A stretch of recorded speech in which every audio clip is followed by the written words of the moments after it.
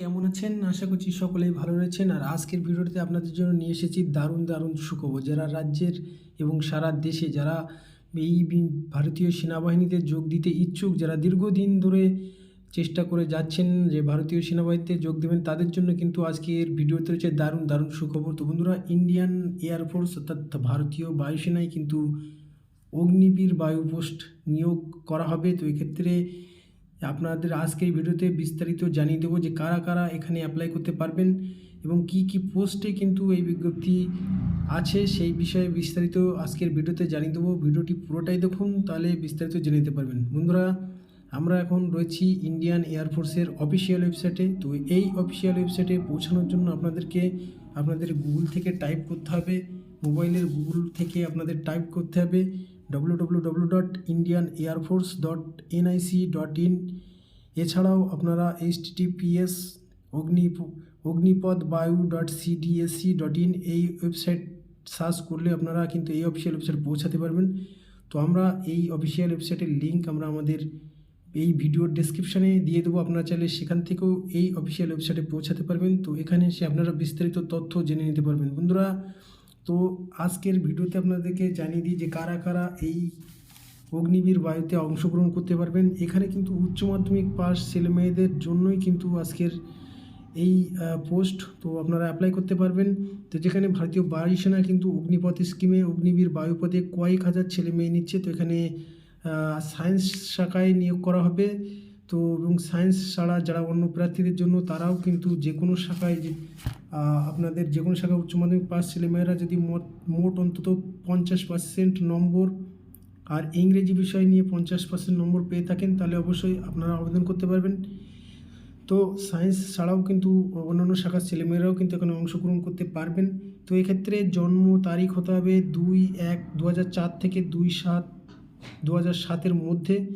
বন্ধুরা, আপনাদের জানিয়ে রাখি শারীরিক মাপজোক এক্ষেত্রে আপনাদেরকে দরকার ছেলেদের বেলায় 152.5 সেন্টিমিটার আর মেয়েদের বেলায় কিন্তু 152 সেন্টিমিটার।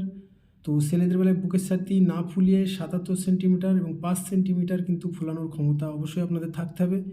তো এক্ষেত্রে আরও যে সরকারি নিয়ম অনুযায়ী যাদের আপনাদের এই যে চাকরি, এখানে চাকরি কিন্তু 4 বছরের চাকরি, সেই চাকরিটা কিন্তু হবে চুক্তিতে। তো এখানে আপনারা জানেন যে 6 মাসের কিন্তু ট্রেনিং হয়। তো ট্রেনিং চলার সময় আপনারা কিন্তু স্টাইপেন্ড পাবেন। তো মাইনে যেটা এখানে 30,000 টাকা, এর মধ্যে আপনারা হাতে পাবেন 21,000 টাকা এবং বাকি 9,000 টাকা অগ্নিবীর যে কর্পাস ফান্ড রয়েছে সেখানে কিন্তু জমা হবে। তো বুঝতেই পারছেন যে এই অগ্নিবীর পদে অ্যাপ্লাই করার জন্য আপনারা এমন অনেকেই রয়েছেন যারা দীর্ঘদিন অপেক্ষা করছেন। তো তাদের জন্য কিন্তু দারুণ একটি সুখবর।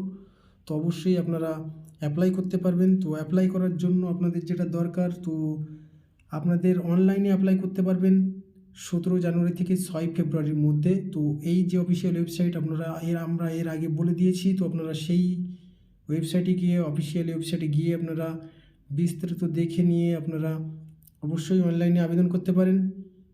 17 জানুয়ারি থেকে 6 ফেব্রুয়ারির মধ্যে কিন্তু আপনারা আবেদন করতে পারবেন। তো বন্ধুরা, এই পরীক্ষায় যারা ছেলেরা রয়েছেন, ছেলেদের বেলায় কিন্তু 7 মিনিটে 1600 মিটার দৌড় আর মেয়েদের বেলা 8 মিনিটে 1600 মিটার দৌড় কিন্তু আপনাদের দৌড়াতে হবে। এছাড়াও ছেলেদের বেলায় 10 বার পুশ আপ এবং 10 বার সিট আপ, 20 বার স্কোয়াটস, আর মেয়েদের বেলায় 10 বার সিট আপ এবং 15 বার স্কোয়াটস রয়েছে।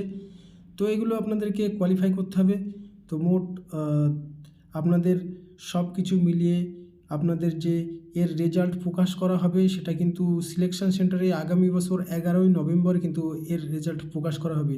তো বুঝতে পারছেন, খুব ভালো একটি সুযোগ কিন্তু আপনাদের রয়েছে। যারা বেকার যুবক যুবতীরা রয়েছেন, দীর্ঘদিন অপেক্ষা করে রয়েছেন ভারতীয় সেনাবাহিনীতে যোগ দেওয়ার জন্য, তাদের জন্য কিন্তু দারুণ একটি সুখবর রয়েছে আজকের এই ভিডিওতে। তো বন্ধুরা, ভিডিওটি কেমন লাগলো অবশ্যই কমেন্টসে জানাবেন। যদি ভিডিওটি ভালো লাগে তো অবশ্যই একটা লাইক করে দেবেন। আর এই ধরনের ভিডিও আরও বেশি বেশি পাওয়ার জন্য আমাদের চ্যানেলটিকে অবশ্যই সাবস্ক্রাইব করে রাখবেন।